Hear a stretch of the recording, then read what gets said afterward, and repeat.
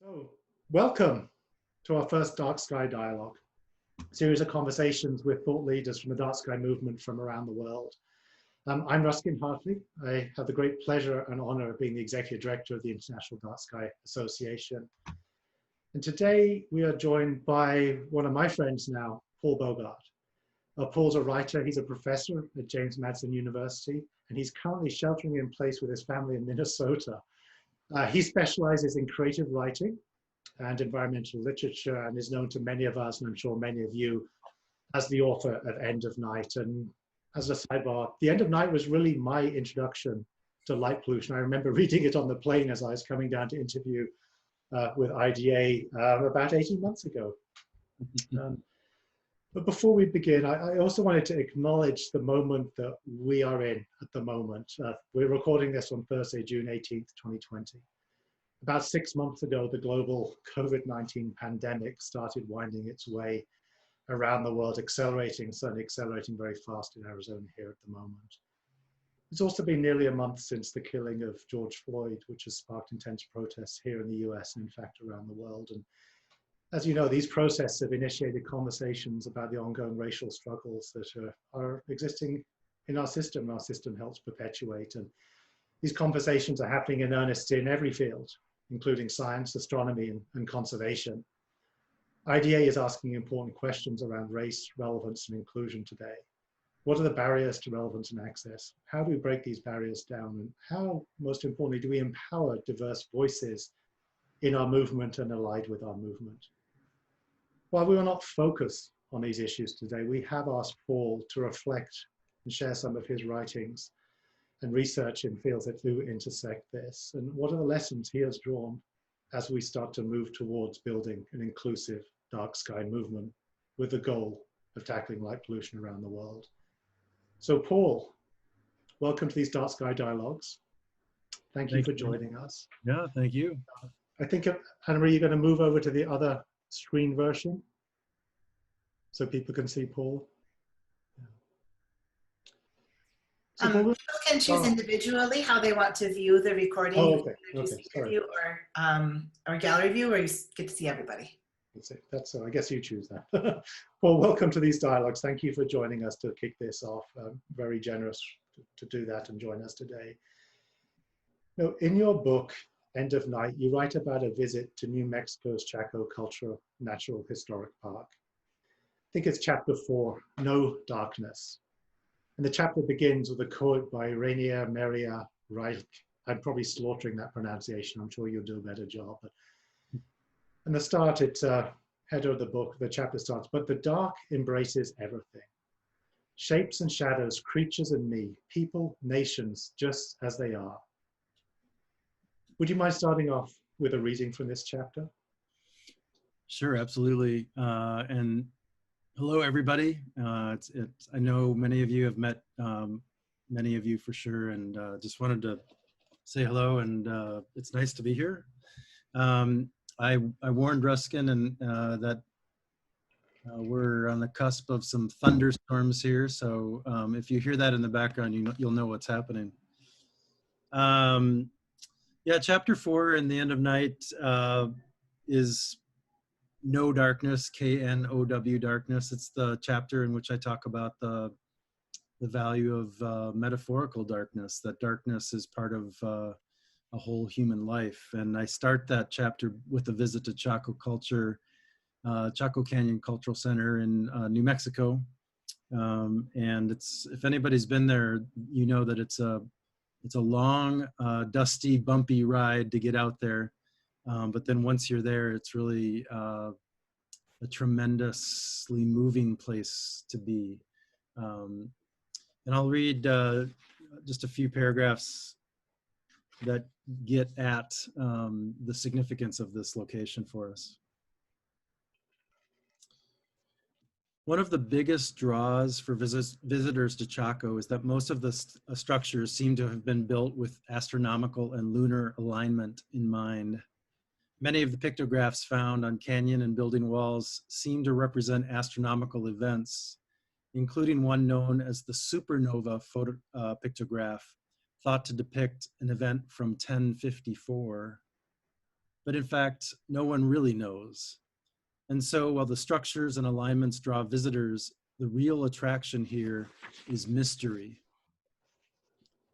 It probably would be better labeled the maybe supernova pictograph because there's no way to be certain, says Angie Richmond, an archaeoastronomer with the National Park Service, which means she's particularly interested in the cultural side, the cultural role of the sky played in ancient cultures like Chaco's. Richmond says that nonetheless, there's enough around Chaco that shows that they were watching the sky enough to notice changes. There's rock art that's potentially comets and eclipses, and the sky clearly had significance for them in their day-to-day life, for keeping track of time, and for knowing when to plant and harvest crops. And it was also spiritual, looking at the night sky and seeing the sun and the moon as gods and the stars as something to help guide them was infused into every aspect of who they were. The ruins of Casa Rinconada stand across the canyon from Pueblo Bonito, and just a little further east is one of the largest kivas in the Southwest, and a prime example of the kind of solar alignment that so interests visitors. 28 small square niches line the inside walls of the circular building, and two large T-shaped openings for doors lie opposite each other on an exact north-south line. Every summer solstice, if the sun is shining, it sends a beam of light through an opening in the eastern wall directly into one of the 28 niches. This apparent solstice alignment draws visitors from all over the world. No one really knows whether this occurrence is actually intentional or just a coincidence. The kiva walls were heavily reconstructed in the 1930s. Nonetheless, while some of the architectural feats seem remarkable for a culture that flourished so long ago, if your whole existence rested on your ability to understand the movement of the stars and moon, the suns and the seasons, you would probably figure out a lot of things that would seem mysterious to modern observers for whom these movements have become almost irrelevant. Thank you, Paul.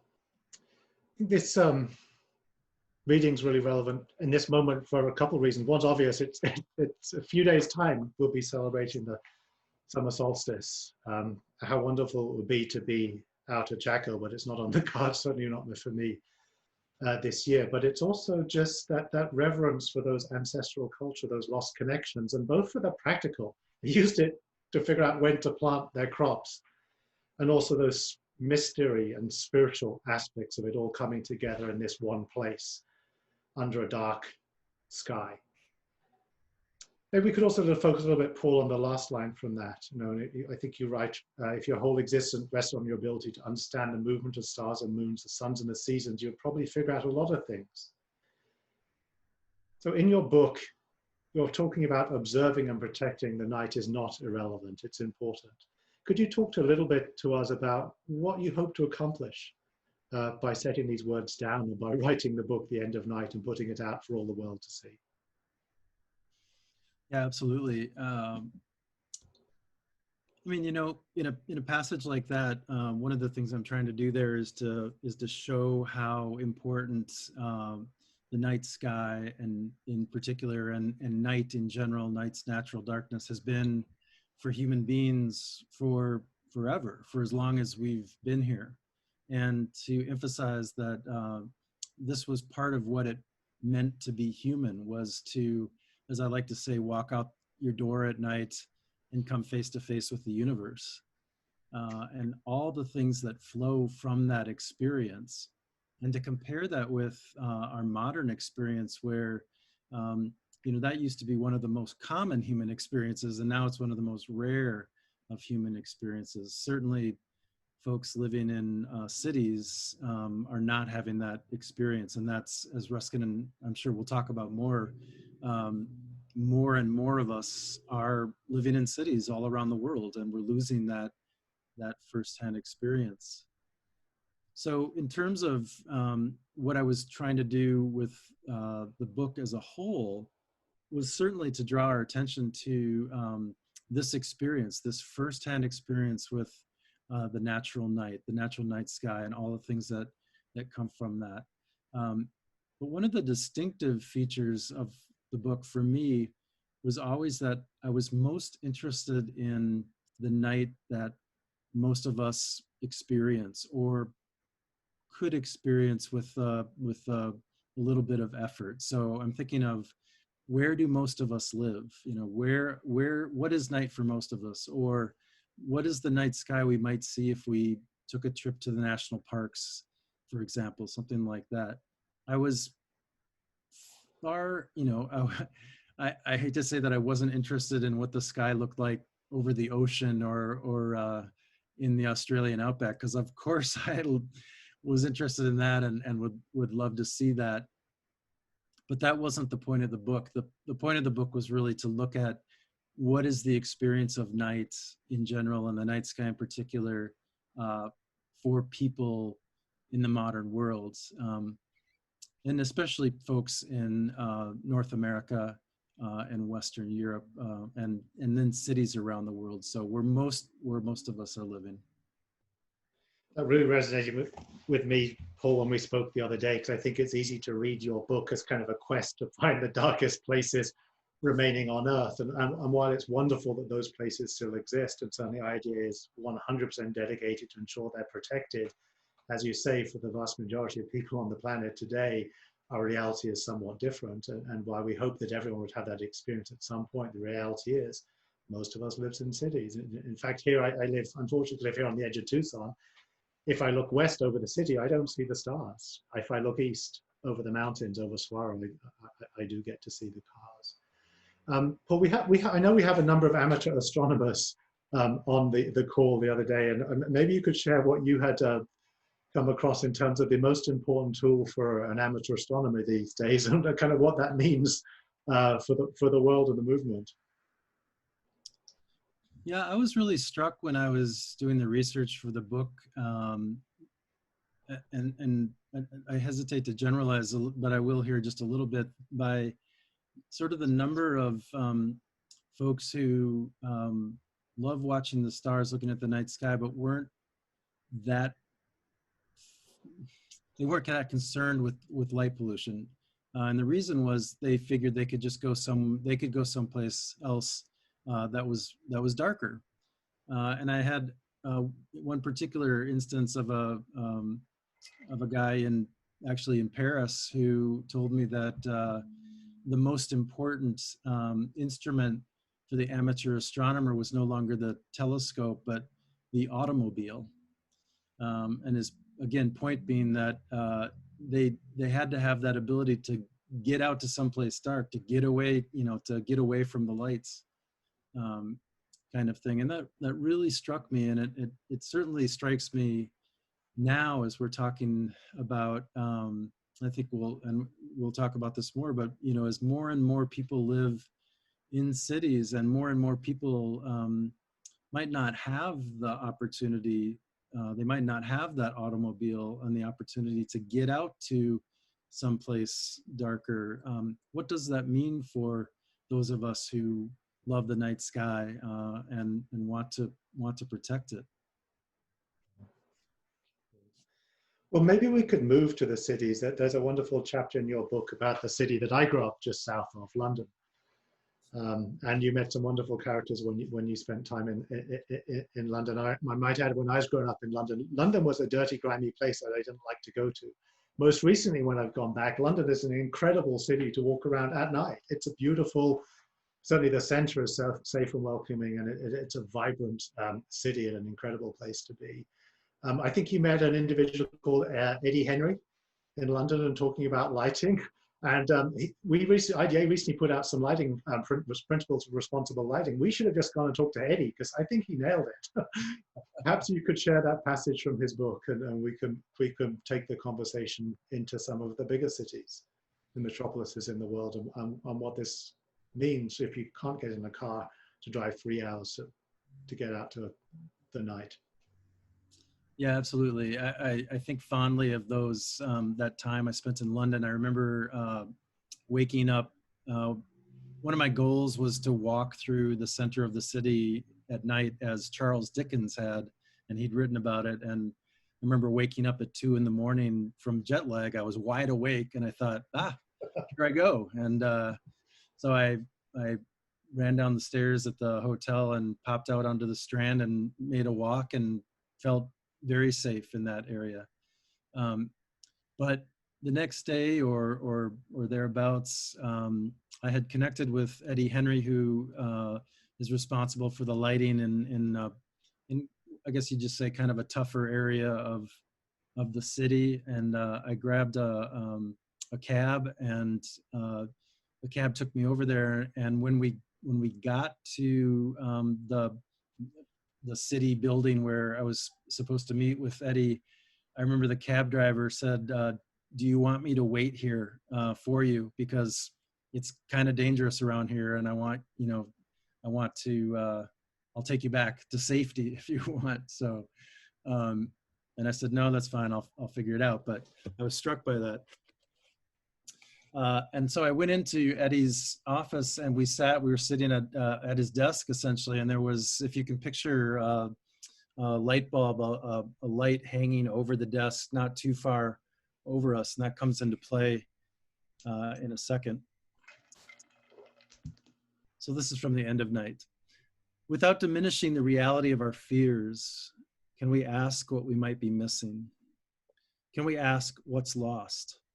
What do we lose, women and men alike, when we are so afraid of darkness that we never experience its beauty or understand its value for our world, while allowing our lights to grow ever brighter?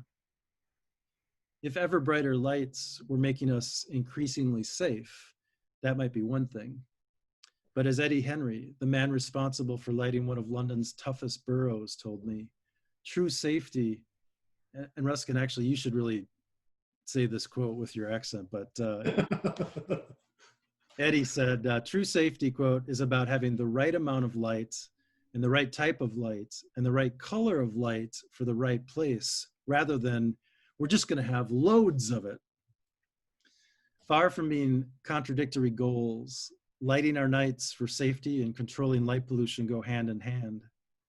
In fact, one of the most compelling arguments for controlling our lighting at night is that by doing so, we will actually make ourselves safer. Said another way, if we're truly concerned about the safety of our wives and daughters and mothers, our husbands and sons and fathers, we will understand that light as we use it in most situations makes us less safe by impeding our vision, casting shadows where the bad guys can hide, and perhaps most powerfully, creating the illusion of safety. Lights can help make us safer, but real safety comes from being aware of our surroundings, making good choices, and not using our natural fear of the dark as an excuse to overlight our nights. And I mentioned that light that was hanging over Eddie's desk, and as we were talking, he said, to illustrate, he said, if this light was bright enough, we couldn't see each other across the desk, right? And we're seeing each other if that light was bright enough, just kind of to get at that point of, it's not about having ever brighter lights, right? It's about having the right type of lighting in the right place at the right time. So Paul, I wish every advocate who has faced that question could just point to Eddie and have Eddie at their side and explain and show, kind of break down this myth that more light does not make you safe. And I think one of the things that we're experiencing, you talked about the sort of equitable access to darkness and a dark night. Clearly that's unequal. But the other flip side of that is there's inequity in the access to responsible lighting. I think too often we see our cities deciding the cheapest way to light a city up is to throw up a whole bunch of big old lights because people perceive it as being safe. So I think the other part as we look forward to this movement moving forward is really how do we take Eddie's understanding of responsible light that protects the night and creates that sense of safety into cities and communities, and how do we begin to engage those dialogues? I wonder if you had come across those kind of conversations and those kind of discussions with individuals who kind of knee-jerk reaction is, well, the night is dark and it's scary, and more light's going to make me more safe. How have you How do you deal with that question when you come across it, as I'm sure you do? Yeah, we probably all have. Everybody listening to this call. I often say that I can give a 45-minute talk where I go through the various values of darkness and the costs from light pollution and how we have every reason to control it, and it's a win-win-win-win situation if we do. And then I'll get a question immediately afterwards that is something to the tune of, yeah, but don't we need all this light for safety and security? And it just feels like there's people have kind of a block when it comes to this issue that and I attribute it to, as I write in the book, just a fear of the dark. We're afraid of the dark, and we equate darkness with bad and light with good, and therefore more light with better. And so you see this in lighting situations, so many lighting situations. I detail a number of different instances in the book. I think of politicians, just saying, people want me to do something. When something happens, when crime rises, or there's an incident, a crime incident, people want me to do something, and making the lights brighter is doing something in people's minds. Even though, as I think most of everybody who's listening probably knows, that that's not going to have the intended result to make the lights brighter.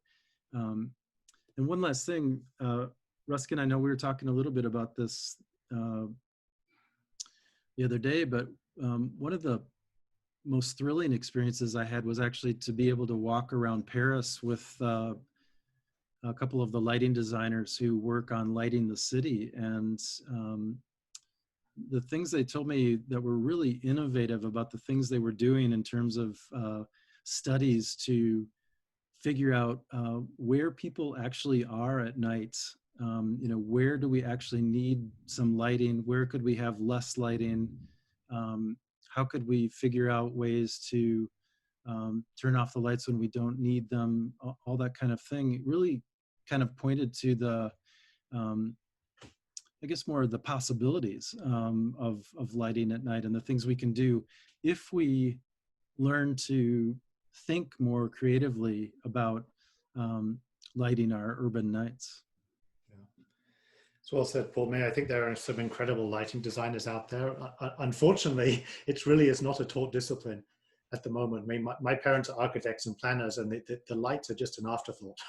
And that's part of what we need to change. And I think that's partly what our recent agreement with IDA, with the Illuminating Engineering Society, aligning about some responsible principles that make it very clear that you need just the right amount of light, and too much is not good, is starting down that path of raising people's kind of awareness. That more light is not, better light is always good, where it's needed. So as I just wanted to move into the last section of this conversation, Paul, before we open it up. And I know one of the things that we share is we're going through the COVID-19 lockdown with 3-year-olds at home, which is a whole different conversation. But it really kind of brings up this sort of the whole question about I wouldn't say the next generation, because they're here, the youngest generation. And I wanted to sort of move the topic. Paul is known amongst our community for his work with looking at the night and light pollution, but he writes about other topics in allied fields. And he recently wrote a book about soil and dirt and the earth and cities. And I just invite you Paul, to read an extract from that, where I think when you're in Mexico City, with a family there, and kind of draw some parallels to the work we're doing and what that means for the movement going forward. Yeah, thanks very much, Ruskin. I appreciate the chance. Some of you may not know this, my book, The Ground Beneath Us, and there we go, holding it up a little bit. And I sometimes describe the ground beneath us as the end of night, but now I'm looking down. And what I mean by that is that it shares so many of similar themes, especially the theme of our being disconnected from the natural world. In the end of night, it's being disconnected from natural darkness. and in the ground beneath us, it's being disconnected from the natural ground. And one of the, I start by visiting some of our oldest cities, some of our Mexico City, London, Manhattan. And if you've ever been to Mexico City, it's kind of overwhelming in its the way they've paved the earth. I mean, it's just sort of pavement for, as far as you can see, as I'm sure are many cities. But I was struck. I was visiting biologist Luis Zambrano, who was hosting me there, and we were talking about his efforts to preserve some natural ground in the city, especially so that children could visit and see some of their natural heritage still there. And then he told me about a story that has always stayed with me from his own life. So he and I are talking. He says, in Mexico, things are a little bit dangerous between the narco drug trafficking violence and the impunity with which the criminals operate. At my daughter's age, I used to leave the house without any problem and go to the store or even take the bus. I mean, my mother knew I was safe. There were risks, but normal risks. Now my daughter, she's 12, wants a lot to go to the park that is in the front of our house. And we don't let her do that because we're really concerned about security. One day last week, he continues, it was a very nice evening at sunset. And I told her, let's go to the roof because maybe we can see the volcano, because sometimes from the roof you can. The beautiful snow-capped volcano, 40 miles south, towers over the city. And if the air pollution isn't bad or the clouds don't block it, serves as its backdrop. Zambrano tells me the climb to the roof isn't easy, that it's a bit dangerous, and that his daughter had never been there before. But when they reached the roof, she smiled. She told me, this is nice. And she asked, could I come up to the roof sometime? Because this will be my way of freeing myself. If I can't go to the park, she said, then let me stay here. Zambrano stops and looks into the distance. And when she said that, it hit me, he says, that as a human, she needs to see scenery. It's not enough to be in the house. She's cut off from nature. It's very powerful, Paul. I only hope my 3-year-old is not listening, because he will definitely want to climb onto the roof, and I really I don't want to go up there with him. I mean, it strikes me that the parallels there, that just there's this whole growing movement, and some of you might have joined us during Dark Sky Week with the conversation with Richard Louv, who kind of introduced the concept of the nature deficit disorder, and the need to sort of reconnect us with the sort of natural heritage of the world, and the challenge of doing that with cities. Now, having worked in the conservation space for 20 plus years, I can tell you one of the things that has drawn me to this movement is to engage with the night and the stars. You don't necessarily have to go out to Death Valley to go and see that. It might be enough to go up to the roof and look at the moon, or look at Jupiter or Venus. So maybe you want to draw some of the threads as we close this out. I mean, what do you think this lack of connection means for the movement? And maybe more critically, how do you think the Dark Sky movement can help be part of the solution to this disconnect that people are feeling from the natural world? Yeah, I think it's a really important part of what can happen. You know, I think a lot about now the world that my daughter will know, not only the problems, the perils that threaten us, but also the potential for beauty that she'll experience. She's already really good at pointing out the moon. Sometimes we'll be sitting in the backyard and she'll point up and say, moon. And, you know, my wife and I hadn't even noticed it. So I love that, you know, the night sky will always be there.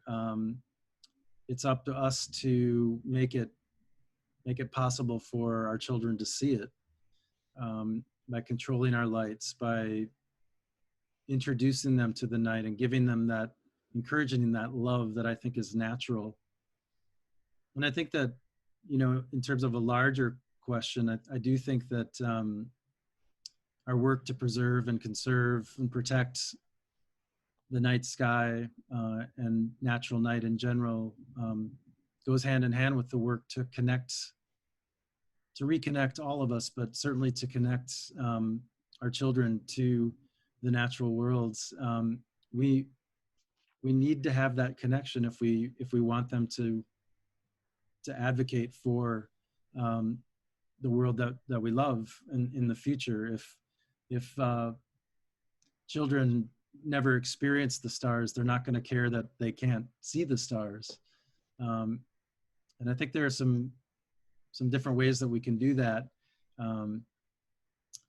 I think it's really important that we do. Thank you, Paul. That kind of brings us back full circle to where you started with Checo, and both the sort of practical aspects and the mystery aspects. I think there's some very practical reasons to tackle light pollution. It actually makes it better, makes us safer, makes us healthier, it gives us a better city, and it reconnects us to the sort of spiritual and the sort of mystical aspects of being connected with the natural world. So thank you, Paul, for that chance to have a dialogue with you. I just wanted to thank everyone for coming, thank everyone for joining us, and then just turn it over to Paul if he wanted to share any last remarks to inspire us as we move forward to address light pollution around the world. Well, I was just thinking about one of the things I've been surprised at in a really positive way over the last few years is just the number of people who do care, and the number of how I've been surprised that you never know when you talk about these things who is going to hear what you have to say and pick up the mantle, you know, and be inspired. And all of a sudden, we all know it in a lot of cases, it really only takes a few people doing a lot of work to make change. It's not like you're going to get everybody in the neighborhood or everybody in the city behind you. It's going to be a few people. And I've just again and again been surprised and moved by the people who just say, I never knew this was, I never realized this was happening, or I've been waiting for somebody to, you know, to inspire me, or whatever it is, and people step up. So the more that all of us can do to spread the word and to educate, we just never know who's going to respond. Thanks, Paul. In closing, I would just add, I think here's an issue whose time is coming, arguably has come. Talking with the researchers in this field, there's been an explosion of research from almost nothing 10, 15, 20 years ago to they recently had the Artificial Light at Night conference that was held over the last couple of days, and they had 250 people participating in 2 days of Zoom calls to discuss this issue. So there is growing academic interest. We are seeing more and more interest from delegates around the world. Betty Meyer, who many of you know, who said we had 2 or 3 people, you know, contacting us who wanted to be delegates in Africa. So we're seeing this groundswell of support. So it might feel lonely at times when you're out there doing it, but know that there is a big community and growing community. So thank you so much for being part of this. Please let us know how this went. Let us know if this was a good use of your time. We have a couple more planned in the coming weeks. So maybe we'll pop down to New Zealand, see what's going on there. We've invited the chair of our technical committee to come and talk about some of the work that they're doing. And if there are people that you'd like us to reach out to and invite on your behalf, or people that you know, please let us know. And thank you, Paul, again. Thank you so much. And enjoy your evening, everyone. Thank you.